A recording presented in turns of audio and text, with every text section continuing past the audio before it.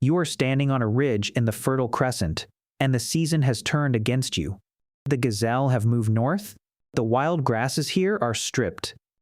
Your band of 30 people has done this 100 times before, and everyone already knows the answer, because it is the only answer humans have ever had. You pack up, you walk. Somewhere over that horizon there is water, and food, and a place that has not been used up yet. For roughly 290,000 years, that was the entire strategy. When a place got hard, you left. There was no negotiation with the land, no plan to fix it, no reason to stay and suffer. Leaving was not failure. Leaving was the technology. And then, somewhere around 12,000 years ago, somebody stayed. Not for a season, forever.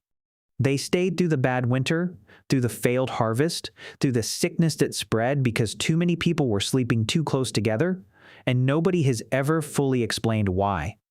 So how did humans invent cities? The honest answer is that they may not have meant to. Start with what staying costs, because our ancestors were not stupid. A mobile band works about 20 hours a week to feed itself. It carries almost nothing, owns almost nothing, and walks away from its own garbage. Skeletons from that world are tall, with good teeth and dense bones. Compare them to the skeletons that come after settlement, and the settled ones are shorter, with worn joints, cavities, and the telltale lines of childhood malnutrition.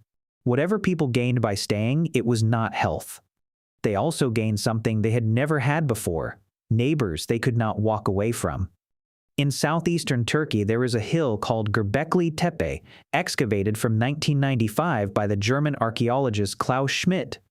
Carved limestone pillars, T-shaped, some 5.5 meters tall and weighing up to 10 tons, arranged in rings and covered in foxes, scorpions, vultures, and snakes. It dates to around 9500 BC. That is, 6,000 years before Stonehenge. And here's what makes it strange. The people who quarried, dragged, and raised those pillars had no farms, no village, no pottery, no metal, no writing. They were hunters. They came from bands scattered across the region, met at this hill, built something enormous together, and then went home. Schmidt's conclusion, before he died in 2014, was that the gathering came first and the settlement came second. People did not build temples because they had cities. They may have built cities because they could not stop coming back to the temple. Which means the first thing that held strangers in one place was not food, or safety, or trade. It was a reason to show up. Now go forward about 2,000 years to a mound in central Anatolia called catalhoyuk. James Meliart began digging it in 1958. Ian Hodder took over in 1993. At its peak, around 7,000 BC, somewhere between 3,000 and 8,000 people lived there, and it has no streets. None. Not one. The mud brick houses were pressed directly against each other, wall sharing wall, in a single dense honeycomb. You entered through a hole in the roof, down a ladder, you walked to your neighbor's home across the rooftops of everyone else's. Under the plaster floors of those houses, people buried their own dead, parents, children, sometimes dozens over generations, directly beneath where they slept. Think about what that does to a person. Your ancestors are under the floor. You cannot leave them. The ground is no longer ground, it is family. And yet, for all that density, Catalhoyuk has almost no sign of a ruler. Every house has its own hearth, its own storage bins, its own oven. No palace, no temple district, no central granary. Thousands of people living wall to wall with no visible boss. Somebody was still figuring out what a city was for. The thing that finally cracked it open was storage. Once you can keep grain, wheat and barley, dried, sealed, held through a winter, the calendar stops being a threat. But storable food is also countable food. It sits in one place. It has an owner. And for the first time in human history, wealth could be accumulated by someone who was not physically stronger than you. That is the hinge. In a band, if you got arrogant, people mocked you. If you hoarded, they shamed you. If it went far enough, they walked away and left you alone, which was a death sentence. Every mobile group on Earth has some version of these leveling mechanisms. They work because leaving works. Now put a granary behind a wall and put 5,000 people around it. The mockery stops working. the walking away stops working. Whoever controls the storeroom controls the winter. And that, finally, gives you Uruk. Around 3500 BC in southern Mesopotamia, on the Euphrates, a settlement began swelling into something that had never existed. By roughly 3100 BC, it covered over 250 hectares and held somewhere between 40 and 80,000 people. Robert McCormick Adams surveyed the region and published his findings in Heartland of Cities in 1981. 40,000 people. Stop and feel the size of that number. Even the largest gathering you have ever been in, a stadium, a protest, you leave and you go home to people you know.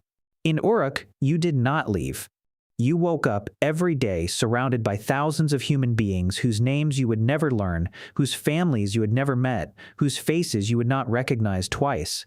No human had ever had to do that before. The species had no instinct for it. So Uruk invented substitutes for knowing people.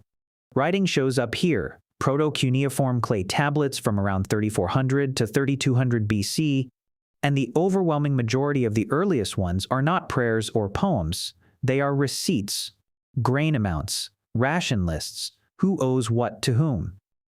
Writing was invented because a city cannot remember its own debts. They also mass-produced a crude, undecorated clay bowl, all roughly the same size, found in staggering quantities across Uruk and its satellites.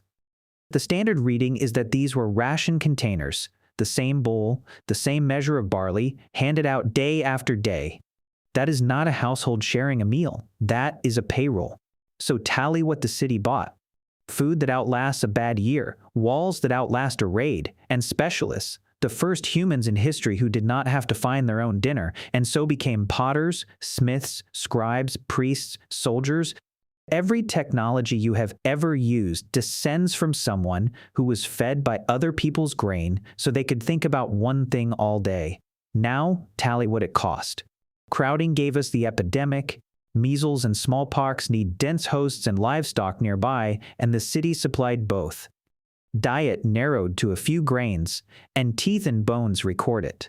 Hierarchy hardened from a temporary irritation into an inherited fact, and the person with the key to the storeroom became a person with a crown.